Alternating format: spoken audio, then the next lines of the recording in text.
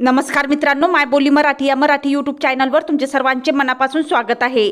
संपूर्ण महाराष्ट्रासाठी आताच्या क्षणाच्या सर्वात मोठ्या आणि महत्त्वाच्या ठळक बातम्या। राज्यात 7 धडाकेबाज निर्णय, उद्यापासून सर्वांना खुशखबर। 5 सप्टेंबर गुरुवार, काही मिनिटांपूर्वीच्या ह्या बातम्या आहेत। या संदर्भात सविस्तर माहिती या व्हिडिओत जाणून घेऊया।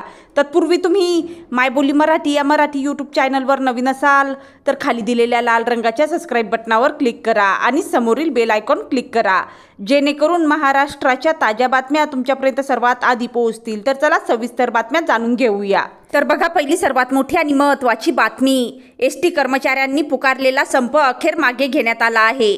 मुख्यमंत्री एकनाथ शिंदे यांच्यासोबत कृती समितीची महत्त्वाची बैठक मुंबई येथे पार पडली। या बैठकीत चर्चेनंतर अखेरीस संप मागे घेण्याचा निर्णय घेण्यात आला आहे। त्यानंतरची सर्वात मोठी आणि महत्त्वाची बातमी बघा, बदलापुरातील 2 अल्पवयीन मुलींवर लैंगिक अत्याचाराचे प्रकार समोर आल्यानंतर आता ठाणे पोलिसांनीही शाळांमधून विद्यार्थी, शिक्षक आणि मुख्याध्यापकांच्या समुपदेशनाचे वर्ग सुरू केले आहेत। शाळांमध्ये सखी सावित्री समिती असावी, शालेय कर्मचाऱ्यांची चारित्र्य पडताळणी केली जावी, तसेच एक तक्रार पेटीही असावी, CCTV असावेत, तक्रार पेटीतील गंभीर तक्रार पोलिसांना कळविण्यात यावी, तसेच एक महिला पोलीस हवालदार एका शाळेच्या संपर्कात राहील, अशा अनेक सूचना ठाण्यातील शाळांमध्ये पोलिसांनी केल्याची माहिती नौपाडा विभागाच्या सहाय्यक पोलीस आयुक्त प्रिया ढाकणे यांनी शुक्रवारी दिली आहे। त्यानंतरची सर्वात मोठी आणि महत्त्वाची बातमी बघा, राज्यात एकीकडे 16 लाख पदांसाठी पोलीस भरती प्रक्रिया सुरू असताना आता होमगार्ड पदासाठी देखील भरती प्रक्रिया सुरू आहे। होमगार्डकरिता राज्यातून सुमारे 9,700 पदांसाठी ही भरती होण्याची शक्यता वर्तवली जात आहे। जळगाव जिल्ह्यात होमगार्डची 325 पदासाठी भरती प्रक्रिया सुरू झाली आहे।